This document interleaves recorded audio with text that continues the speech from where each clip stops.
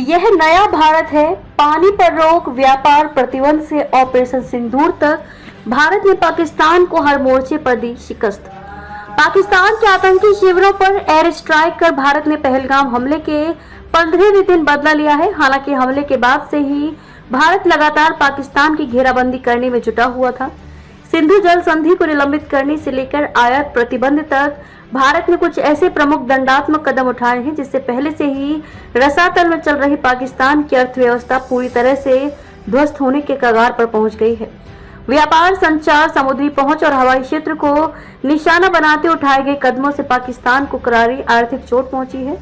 भारत ने कठोर कदम उठाते हुए पाकिस्तान से सभी तरह के आयात और निर्यात पर पाबंदी लगा दी है। विदेश व्यापार महानिदेशालय ने 2 मई को इस संबंध में अधिसूचना भी जारी कर दी थी। इसमें वे वस्तुएं शामिल हैं जो तीसरे देशों के माध्यम से भेजी गई हैं, जिससे दोनों देशों के बीच व्यापार का एक और रास्ता बंद हो गया है। इस कठोर कदम से दोनों देशों के बीच सीमित व्यापार पर काफी असर पड़ेगा, जो पहले से ही बहुत कम है।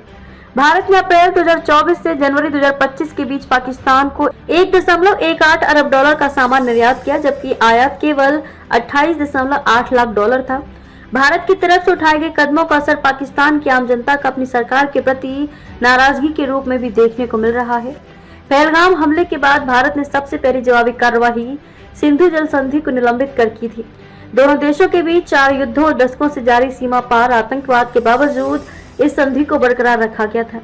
सिंधु नदी के जल पर पाकिस्तान की 70% कृषि निर्भर करती है। कई शहरों के लिए पेयजल की आपूर्ति भी इस नदी से की जाती है। विदेश सचिव विक्रम मिस्री ने कहा, 1960 की सिंधु जल संधि तत्काल प्रभाव से स्थगित रहेगी जब तक कि पाकिस्तान विश्वसनीय और अपरिवर्तनीय रूप से सीमा पार आतंकवाद के लिए अपने समर्थन को त्याग नहीं देता।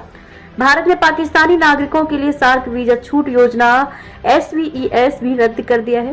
पहलगाम हमले के एक दिन बाद हुई सुरक्षा मामलों पर कैबिनेट समिति की बैठक में यह फैसला किया गया था। बैठक के बाद सरकार ने घोषणा की थी कि पाकिस्तानी नागरिकों को अब सार्क वीजा छूट योजना के तहत भारत की यात्रा करने की अनुमति नहीं दी जाएगी।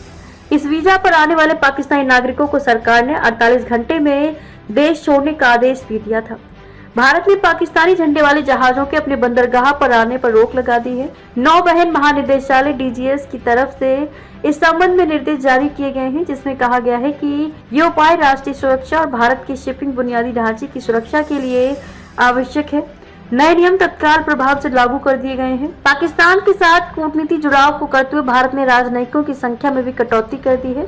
भारत ने पाकिस्तान स्थित उच्चायोग में अपने राजनयिक कर्मचारियों की कुल संख्या 55 से घटाकर 30 कर दी है, जो 1 मई से प्रभावी हो गई है। पाकिस्तान को भी नई दिल्ली स्थित अपने उच्चायोग में इसी तरह की कटौती करनी पड़ी है।